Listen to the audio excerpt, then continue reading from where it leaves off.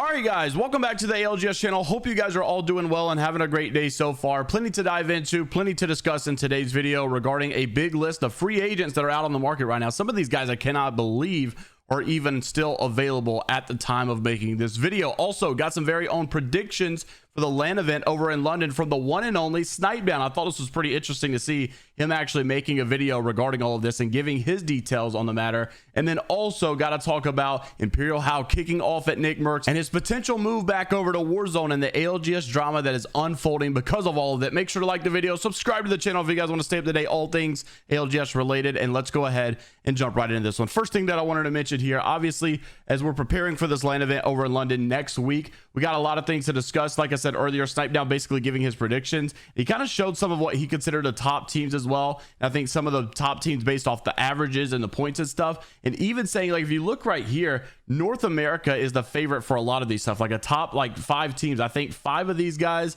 you know, you only have one EMEA region, and that is Alliance. 4 of these guys are North America. I know you can't see the teams over on the left side, but it's XET, TSM, SSG, and then Luminosity. So he's actually saying that he predicts that the favorite to win this is going to be a North American team. I thought it was funny though, because what you would consider of this top 5 that is based off the averages, you don't even have NRG, which if you look at this Hyperlux Oversight tournament, these is split 1 and this is split 2. And NRG is in first place on both of these. And NRG finished off split 1 with 124 points in first place, TSM being in 5th place. And then if you look over here in split 2, NRG once again 129 points, outdoing themselves off of split 1, TSM bumping back up to 2nd now. TSM and NRG are really consistent, but NRG has been super consistent as of late. So I thought it was funny that, you know, they're not even in that top 5 of whatever the average placements are. So actually Snipedown is saying that he's predicting it's going to be dominated by North America for this LAN event in London. I personally think it would not be surprising at all to me if we see an MEA team or even an APAC team win it all. I personally have been predicting that an APAC team will win the championship this year, but I definitely have got to root for North America considering that's where I'm from. Obviously a lot of favorites, TSM, NRG, the big names, the fan favorites. So I can see why obviously Snipedown made this prediction for a lot of the North American teams, especially when he's playing against them and he knows how good they are.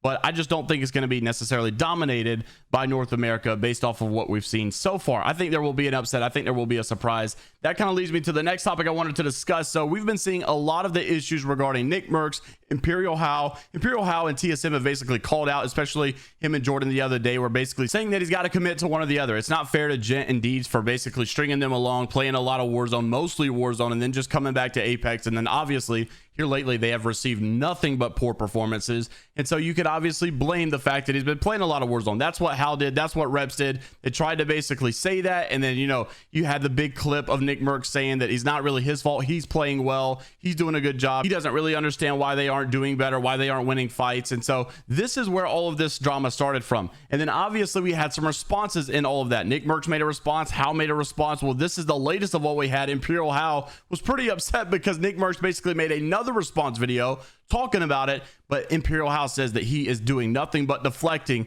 and I guess not taking responsibility for the entire team performance. Roll the clip. And they just can't wait for me to fuck up. They can't wait for me to have a bad day or not perform. They're dying for it, but they love me. It's this weird thing. Anyway, yeah, I'll say the same thing I said though.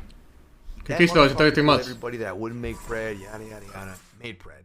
Saga guys for 5 months. Went up there and told everybody I'll never get kills in those lobbies. I have compilations of me putting my on his head. Okay. Whoa. Then that said we would never get out of Challenger and make Pro League. Got out of Challenger and made Pro League.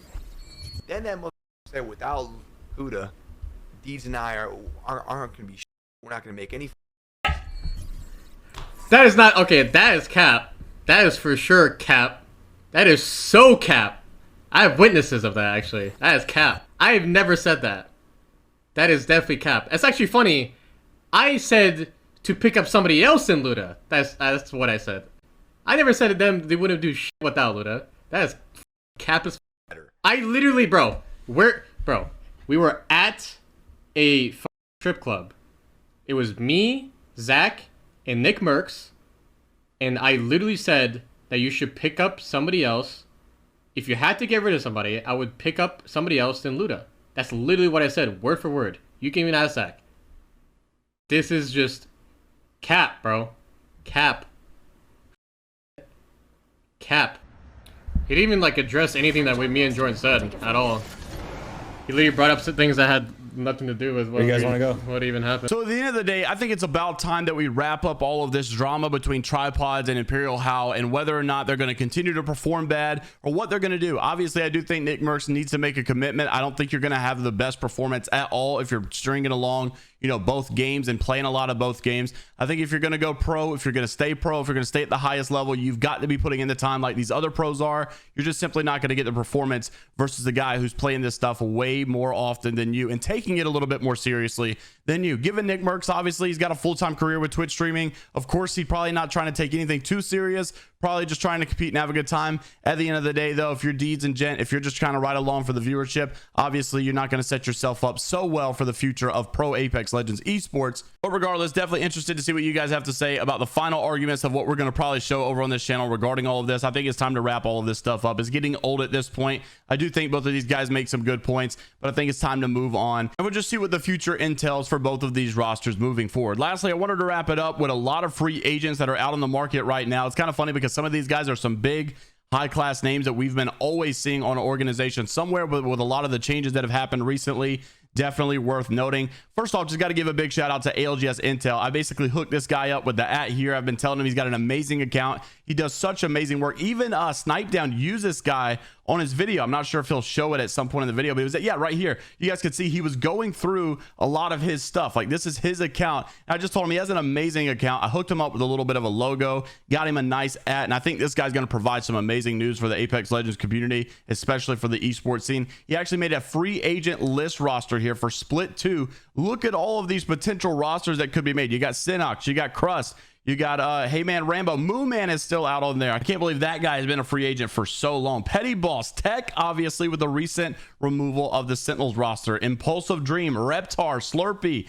Saucer, Resulta. All of these guys are free agents. What are the rosters that could come out of this? I mean, it's absolutely unbelievable. And even the list goes on. I mean, we've got a lot of people. Zach Mazer, obviously, still on that list. Many people. Bronzy as well. So many big names, honestly, we got to look out for. I can't wait to see if any of the rosters form that are from all these free agent rosters. Like, I understand that some of these guys may want to go to a more established organization already, but it'll be kind of nice to see some of these guys disperse from their original team, come back together, all from free agent rosters here, and we'll see if they can make some noise in the challenger circuit, make some noise over in the pro scene as well. And I'm interested to see if it all happens. Let me know what you guys think down in the comment section below. Make sure to like the video if you guys did enjoy. Want to stay up to date, all things Apex Legends esports related. And until next time, I'll see you later, Gators.